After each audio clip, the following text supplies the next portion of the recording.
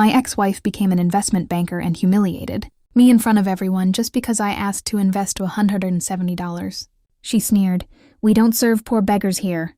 Minutes later, I withdrew my $8.5 billion portfolio, and the entire bank froze. The silence hit first, not the peaceful kind, the kind that makes air feel thick, heavy, judging. I stood at the polished marble counter.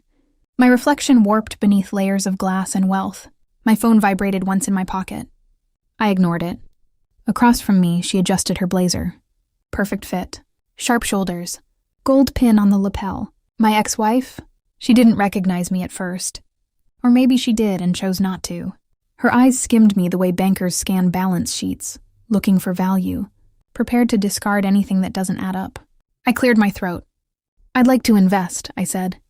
My voice was steady. Too steady. She finally looked up. Really looked. Her lips curved, not into a smile, but something colder. Something familiar. "How much?" she asked. $170, I said. A pause. Then laughter. Not loud. Not messy. Controlled. Surgical. Heads turned. Suits leaned in.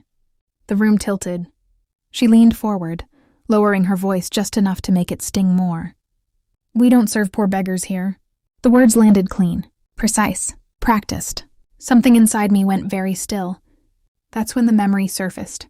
Not of this bank, of our kitchen table. 10 years earlier, her phone lighting up at midnight. Her smile not meant for me. And I realized this wasn't the first time she'd looked at me like I was nothing. The humiliation wasn't new. It was just public now. As murmurs rippled through the lobby, I stepped aside, letting the performance continue without me.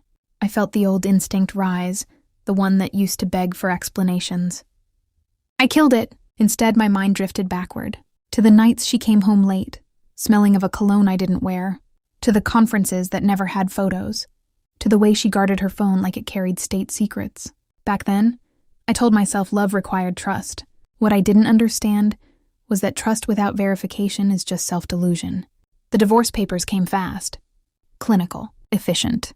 She took the apartment. The social circle. The narrative. I took silence. And something else. Something she never bothered to ask about. Back in the bank, she was still talking, educating, a junior associate on filtering unserious clients. Her eyes flicked. Toward me once more, daring me to shrink. Instead, I smiled. Not warmly, precisely. I remembered the night I stopped sleeping. The night I began watching. Not her. The money. Patterns don't lie. People do. Her career didn't rise naturally. It leapt, skipped steps, avoided scrutiny. I'd noticed that too late for the marriage, but not too late for everything else. My phone vibrated again. This time I checked it. All accounts verified. Standing by.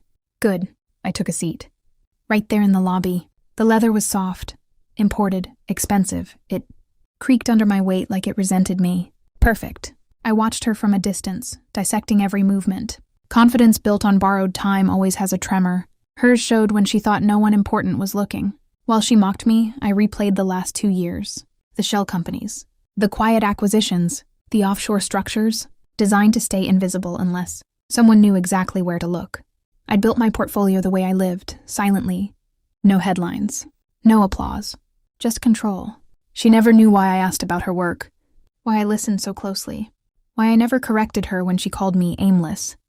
The truth is, I was studying the ecosystem, learning which predators fed where. My thumb hovered over the screen. I waited. Not for courage. For timing. Across the room, a senior manager approached her, whispering something.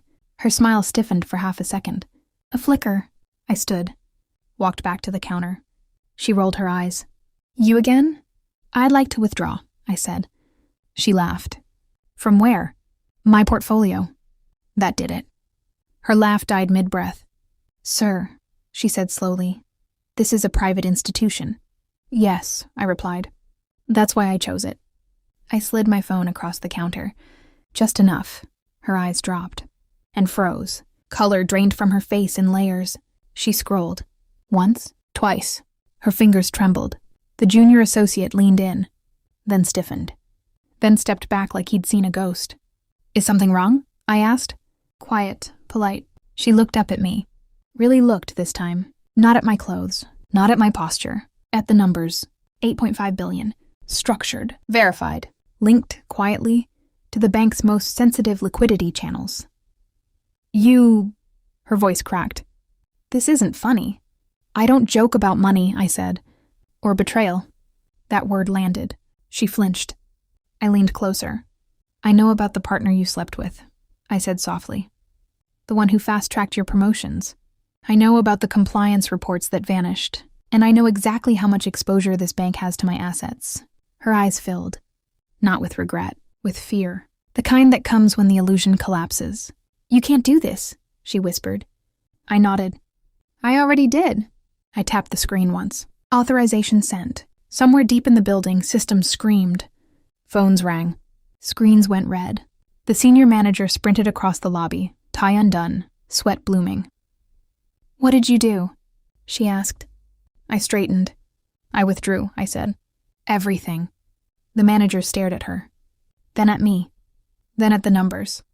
The room collapsed inward. Her career. Her reputation.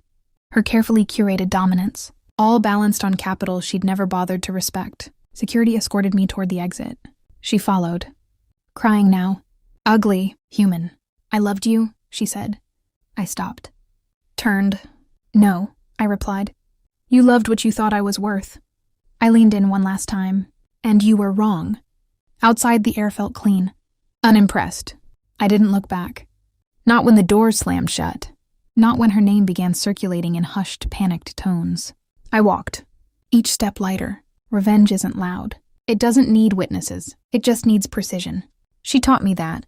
And as I disappeared into the city, one thought remained.